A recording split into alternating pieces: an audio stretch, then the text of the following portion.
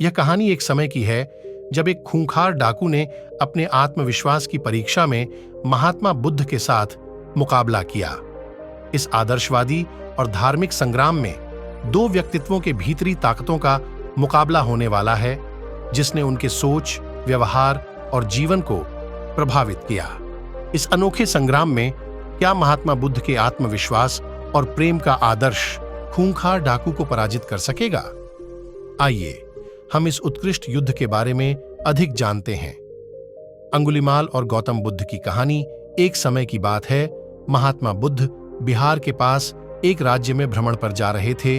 तभी वहां के एक गांव में वह रात गुजरने के लिए रुक गए और फिर वहां के लोग खूंखार डाकू अंगुलीमाल के बारे में बात करने लगते हैं। तभी महात्मा जी ने उन आदमियों को बुलाकर पूछा कि भाई, आप लोग किसकी बात कर रहे हो? तब आदमियों ने बताया कि महात्मा जी, हम डाकू अंगुलीमाल के बारे में बात कर रहे हैं। तब महात्मा जी ने पूछा, अंगुलीमाल कौन है ये? तब उत्तर में उन आदमियों ने कहा, महात्मा जी, वह बहुत ही खूंखार डाकू है जिसने अपनी दहशत से लोगों को परेशान कर रखा है। वह डाकू उसके इलाके में जाने वाले राहगीरों को लुटता है और यहीं पर उसका खूंखारपन खत्म नहीं होता।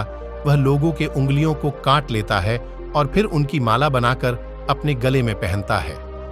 तब महात्मा जी ने बड़ी शालीनता से पूछा कि अंगुलीमाल, डाकू मिलता कहाँ है? तब उन लोगों ने जवाब दिया कि वह यहां से कुछ दूरी पर चलकर एक घनघोर जंगल है, वहीं उस अंगुलीमाल डाकू का बसेरा है। तब महात्मा जी ने कहा, ठीक है, और अपने शिष्यों को बोला कि तुम सब अब विश्राम करो, कल सुबह होते ही हमें जल्दी निकलना है। सुबह हुई और महात्मा जी ने अपने शिष्यों को कहा कि चलो शिष्यों, अब हमें उस जंगल की ओर प्रस्थान करना है। तब सभी शिष्य डर गए और बोले, जंगल की तरफ? लेकिन गुरुजी, वहां तो डाकू अंगुलीमाल का वास है। अगर हम वहां जाएंगे तो वह हमें मार डालेगा और हमारी आंगुलियां काटकर उनकी माला बनाकर धारण करेगा। तब महात्मा जी बोले कि शिष्यों, कभी भी किसी परिस्थिति में डरना नहीं चाहिए, लेकिन कोई बात नहीं, अगर तुम लोग नहीं जाना चाहते तो कोई बात नहीं, मैं तुमको वहां जाने के लिए बाध्य नहीं करूंगा, जैसी तुम्हारी इच्छा। महात्मा जी जंगल की तरफ प्रस्थान करने के लिए ज्यों ही प्रस्तुत हुए, गांव के लोगों और शिष्यों ने उन्हें बहुत रोका, लेकिन वह नहीं माने और जंगल की ओर चल पड़े। और फिर अंततः वह जंगल पहुंच गए जहां की अंगुलीमाल रहता था। जब उस डाकू की नजर महात्मा जी पर पड़ी, तब वह महात्मा जी को बड़े आश्चर्यजनक तरीके से देखने लगा और सोचने लगा कि इस जंगल में आदमी साथ मिलकर भी नहीं आते और यह यहां अकेला चला आया। तब उसने महात्मा जी से पूछा कि कौन था। जब उस डाकू की नजर महात्मा जी पर पड़ी, तब वह महात्मा जी को बड़े आश्चर्यजनक तरीके से देखने लगा और सोचने लगा कि इस जंगल में आदमी साथ मिलकर भी नहीं आते और यह यहां अकेला चला आया। तब उसने महात्मा जी से पूछा कि कौन हो तुम? महात्मा जी ने कहा, मैं एक राहगीर हूं। अंगुलीमाल ने कहा, भाई तुम यहां अकेले आ गए हो, तुम्हें पता नहीं मैं कौन हूं? तब महात्मा जी ने जवाब दिया कि हां, तुम भी मेरे ही तरह एक इंसान हो। तब अंगुलीमाल ने कहा कि लगता है तुम इस जगह नए आए हो, तुम्हें शायद मेरा नाम नहीं पता। उसने बड़े शालीनता से कहा। महात्मा जी ने कहा, मुझे तुम्हारे बारे में गांव वालों ने बताया था। तब अंगुलीमाल ने कहा, फिर भी तुम यहां चले आए, तुम्हें मुझसे डर नहीं लग रहा क्या? तब महात्मा जी ने कहा कि डर कैसा, मुझे तुमसे क्यों डर लगेगा? तब वह डाकू गुस्से से लाल पीला होकर महात्मा जी को घूरने लगा और कहने लगा कि तुम्हें नहीं पता कि मैं कितना ताकतवर हूं। मेरे डर के कारण यहां अच्छे से अच्छे दिग्गज आने की हिम्मत नहीं करते और तुम यहां मरने चले आए हो। तब महात्मा जी ने कहा, ताकतवर में तो तुम्हें ताकतवर नहीं मानता। तब तो गुस्से से लाल आंखें करके वह डाकू महात्मा जी को देखने लगा। तब अंगुलीमाल ने कहा कि तुम्हें नहीं पता कि मैं कितने आदमियों को मार चुका हूं। मेरे गले में यह माला देख रहे हो, मैंने उन आदमियों को सिर्फ लुटता नहीं हूं, बल्कि उनके हाथ की उंगलियों को काटकर अपनी माला में पिरो लेता हूं। यह कहते हुए अंगुलीमाल जोर जोर से हंसने लगा। महात्मा जी मंद मुस्कान के साथ हंसने लगे। तब वह डाकू आश्चर्य से महात्मा जी को देखने लगा और सोचने लगा कि अरे यह कैसा इंसान, हे मुझसे डरने की बजाय यह हंस रहा है। तब अंगुलीमाल ने कहा कि लगता है तुम्हारा मानसिक संतुलन ठीक नहीं है, यह सुनकर तुम्हें सदमा लग गया है। महात्मा जी ने कहा, मुझे कोई भी सदमा नहीं लगा और न मेरा मानसिक संतुलन खराब है। अंगुलीमाल ने कहा, तुम्हें मुझ जैसे ताकतवर डाकू से डर नहीं लग रहा और यह सब सुनकर भी तुम मेरे सामने खड़े हो, यह उससे भी ज्यादा आश्चर्य की बात है।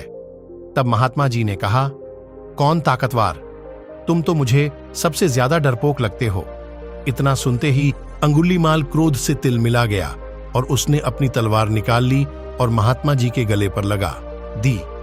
तब महात्मा जी ने कहा, मेरी बात तो सुनो भाई। उसने बोला, जल्दी बोल, अब मैं तेरे मुख से और कुछ नहीं सुनना चाहता। अरे भाई, अगर तुम सच में ताकतवर हो तो तुम सिद्ध करो, तब मैं मानूंगा। अंगुलीमाल ने कहा, अच्छा बता, मुझे क्या करना होगा अपने ताकतवर सिद्ध होने के लिए? तब महात्मा जी ने कहा कि तुम्हें वो पेड़ दिख रहा है। अंगुलीमाल ने कहा, हाँ दिख रहा है, तो क्या करना है? उस पेड़ को गिराना है। महात्मा जी ने कहा, नहीं, तुम्हें सिर्फ उस पेड़ से 10 पत्ते तोड़कर लाने हैं।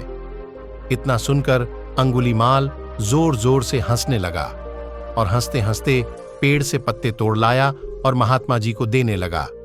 महात्मा जी ने कहा, जाओ, अब यह पत्ते उस पेड़ पर वापस जोड़कर आओ। तब अंगुलीमाल हैरानी से महात्मा जी को देखने लगा। तब महात्मा जी ने कहा, क्यों, क्या हुआ? जाओ जोड़कर आओ इन पत्तों को। तब अंगुलीमाल बोला कि यह कैसे हो सकता है कि एक बार कोई चीज टूट जाए वह वापस कैसे जुड़ सकती है? तब महात्मा जी बोले, क्यों, तुम तो बहुत ताकतवर हो ना, फिर इन पत्तों को तुम क्यों नहीं जोड़ सकते?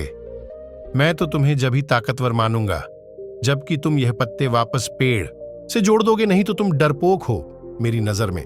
असली ताकतवर तो वह होता है जो कि टूटी हुए चीजें जोड़ दे, जो चीजें तोड़े वो कैसा ताकतवर? यह सुनकर अंगुलीमाल महात्मा जी के चरणों में गिर गया और उनसे कहने लगा कि महाराज जी, मुझे क्षमा करें। सचमुच मुझे आज एहसास हुआ कि मैं कितना बड़ा पापी हूं।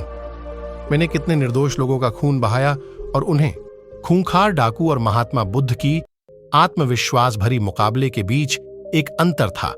जबकि डाकू आत्मविश्वास की कमी के कारण हार गया, महात्मा बुद्ध ने अपनी आत्मशक्ति को पहचाना और सच्चे आत्मविश्वास की प्राप्ति की।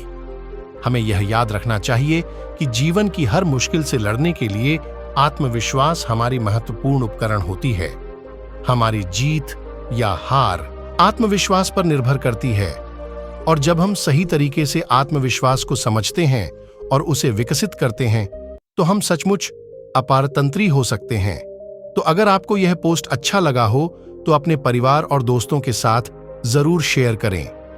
यह कहानी आपको अच्छी लगी तो इस चैनल को लाइक और सब्सक्राइब करें। आप सभी को बहुत बहुत धन्यवाद।